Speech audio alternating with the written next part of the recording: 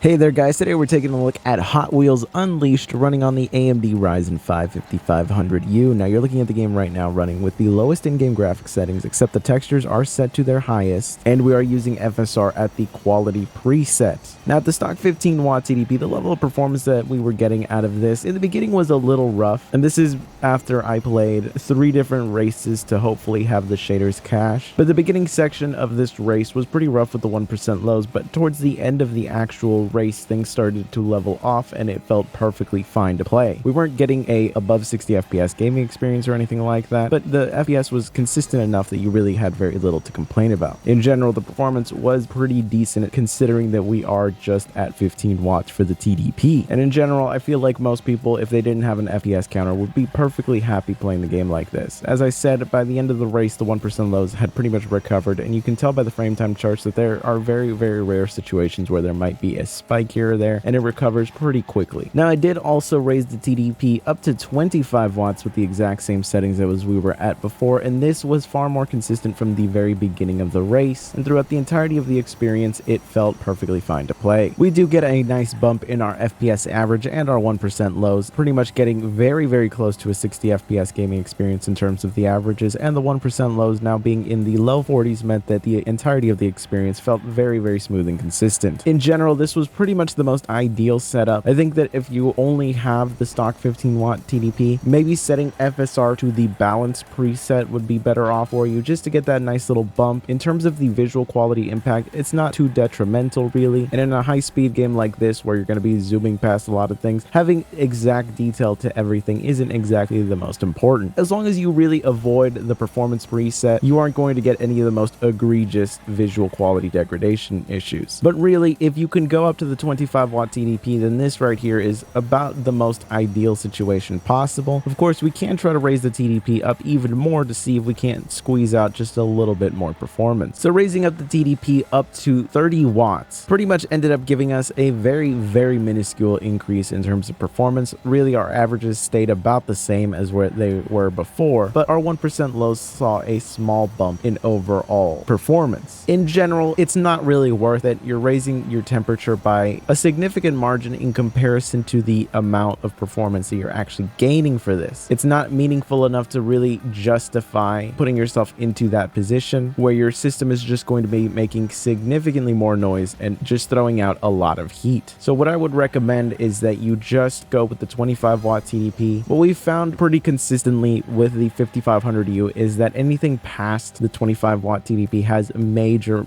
diminishing returns, and 25 watts really just seems to be the most ideal situation. But since I had already set it to the 30 watt TDP, I also got very curious to see if going with the balance preset in FSR could actually finally bump us up to an above 60 FPS average. And so sticking with the 30 watt TDP and just changing FSR over to the balance preset did finally end up giving us the above 60 FPS average that we were after, though our 1% lows never really got close to that, just being a little bit under 50. Still more than ideal for 1% lows, and really it's going to be something that you're not going to notice in terms of performance. If you turn off an FPS counter, you really will not see any major difference there. And considering the fact that there was really no performance gain to be had with the 30 watt TDP in comparison to the 25 watt TDP, you can always go with the balance preset of FSR with the 25 watt TDP and more than likely get an above 60 FPS average consistently. In general, I'm really happy to see how this performed. The game is actually extremely fun to play, and being able to get such great results on such a low-end chip like this is fantastic to see, especially as we know that the Vega architecture is still going to continue to live on with the 7000 series of APUs. Now, we know that it's going to be a mixture of Vega and RDNA-based iGPUs, which means more than likely the performance at this price point isn't going to be moving too drastically in any direction. So it's nice to see that a title like this actually performs pretty decently in here, and at least from what I've seen, the FSR implementation isn't really destroying the visual quality too much or anything like that, so I didn't really feel like it's a detriment to use FSR, and the boost that we get out of it is actually pretty decent. So if you're interested in checking out the game itself, it is now on the Game Pass. So if you have the Xbox Game Pass, you can of course give the game a go. The Game Pass really has proven to have a lot of games that work really well on these little APU systems, so it's great to see. And if you're interested in picking up a system with this APU, then you can check out the Amazon affiliate links down below, specifically to the B-Link SER5 Mini PC. PC. I really adore this mini PC, and it is a great way to get a system with the 5500U. And of course, there are some laptop recommendations down below. But anyways, I will catch you guys in the next one.